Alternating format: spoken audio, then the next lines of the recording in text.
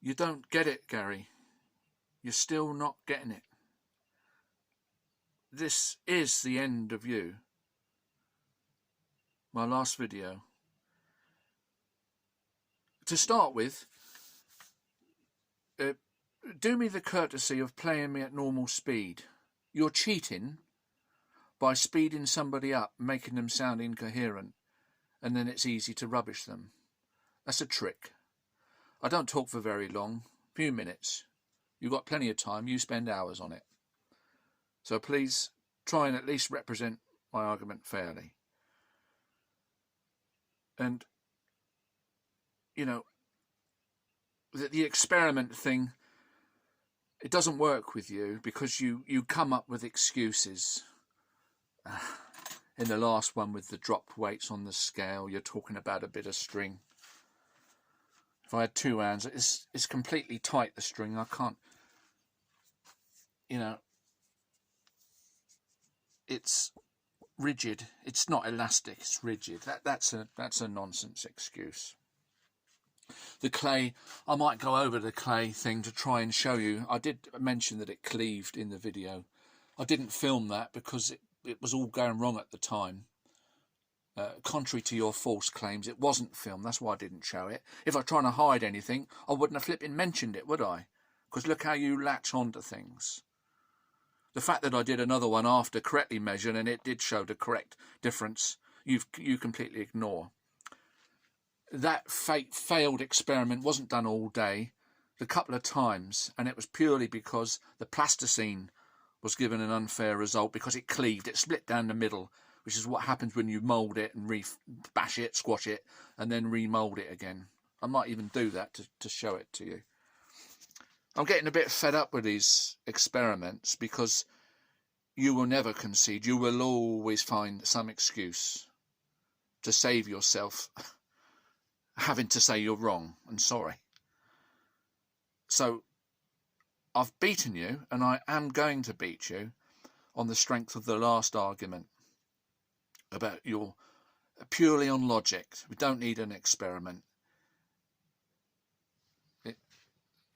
You're missing the point again, either deliberately, willfully, or because your brain's mush, not everybody else's. We don't need to drop this mass onto this one. Forget that. Let's just say this one comes in and collides and they stick together and moves off. It's so frustrating listening to you.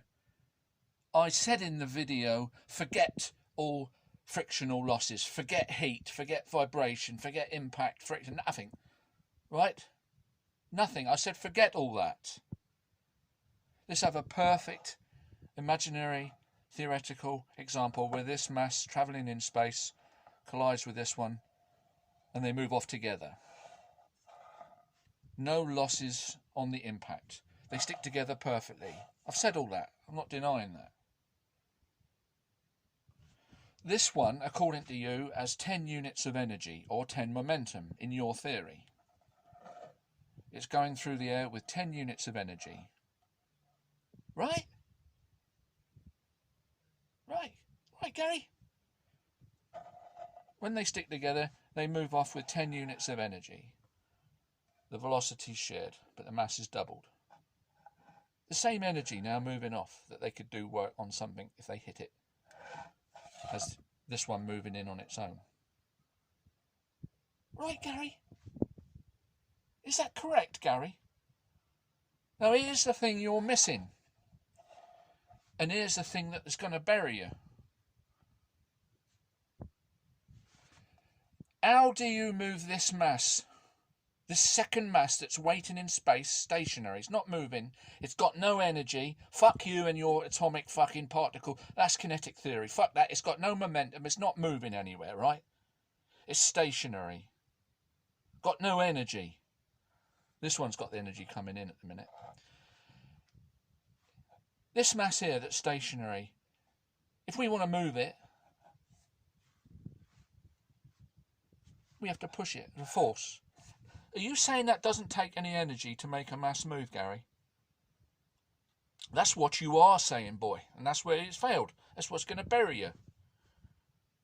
And if you don't admit this in the end, it'd be on your tombstone. Gary the deceitful freaking liar. Along with a whole load of other things, I'm sure. So forget that. Forget the... Does this take energy to cause it to move? Of course it does. So what am I saying? When this comes in with 10 units of energy, according to your theory, and they move off together, they've still got the 10 units of energy. Where's the energy come from to move this mass, Gary? Where's it coming from? 10 units of energy coming in, 10 units of energy going out. Where's the energy coming from to move this mass, Gary? You haven't lost any according to your theory, have you? I tell you, it's frustrating actually, because I was getting into a little discussion with Merker and he didn't seem to...